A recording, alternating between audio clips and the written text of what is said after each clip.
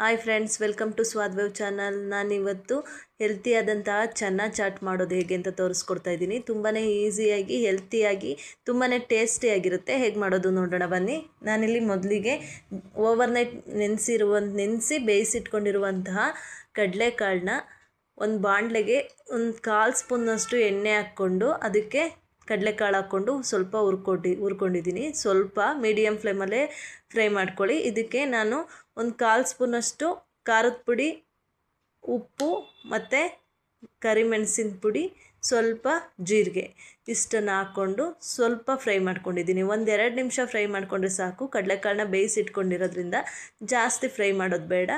ಇದಕ್ಕೆ ಕೊನೆಗೆ ಸ್ಟವ್ನ ಆಫ್ ಮಾಡಿ ಸ್ವಲ್ಪ ಕೊತ್ತಂಬರಿ ಸೊಪ್ಪನ್ನು ಹಾಕ್ಕೊಂಡು ಇದನ್ನು ಫುಲ್ ತಣ್ಣಗಾಗೋದಕ್ಕೆ ಬಿಡಬೇಕು. ಇದು ತಣ್ಣಗಾಗೋಷ್ಟರೊಳಗೆ ಒಂದು ಗ್ರೇವಿ ಮಾಡ್ಕೊಳ್ಳೋಣ. ಫುಲ್ ತಣ್ಣಗಾಗಬೇಕಿದು. ನಾನಿಲ್ಲಿ ಒಂದು ಜಾರಿಗೆ ಒಂದು 3-4 ಸ್ಪೂನ್ನಷ್ಟು ಮೊಸರು ತೊಗೊಂಡಿದ್ದೀನಿ. ಮೊಸರನ್ನ ನೀವು ಜಾಸ್ತಿ ಬೇಕಾದರೂ ತೊಗೋಬೋದು. ನಾನಿಲ್ಲಿ ಒಂದು 4 ಸ್ಪೂನಷ್ಟು ತೊಗೊಂಡಿದ್ದೀನಿ. ಇದಕ್ಕೆ 1-2 ಬೆಳ್ಳುಳ್ಳಿ, ಸ್ವಲ್ಪ ಉಪ್ಪು, ಒಂದು 3 ಮೆಣಸಿನ್ಕಾಯಿ ಹಾಕ್ಕೊಂಡಿದ್ದೀನಿ. ನಾನಿಲ್ಲಿ ಒಣಮೆಣಸು ಹಾಕ್ಕೊಂಡಿದ್ದೀನಿ. ಇಲ್ಲಿಗೆ ನಿಮಗೆ ಖಾರ ಎಷ್ಟು ಬೇಕೋ ಅಷ್ಟು ಹಾಕ್ಕೊಳ್ಳಿ. ಖಾರ ಜಾಸ್ತಿ ಆಗುತ್ತೆ ನೋಡಿ ಹಾಕ್ಕೊಳ್ಳಿ.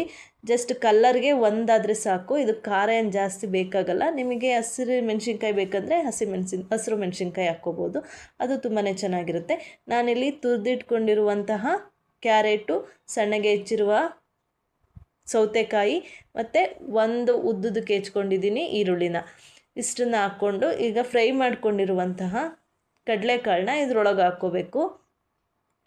ಈಗ ನಾವೇನು ಮಾಡಿ ಇಟ್ಕೊಂಡಿದ್ದೀವಲ್ವಾ, ಏನು ಗ್ರೇವಿ ಮೊಸರುದು, ಅದನ್ನು ಇದ್ರೊಳಗೆ ಹಾಕ್ಕೊಂಡು ಮಿಕ್ಸ್ ಮಾಡ್ಕೋಬೇಕು.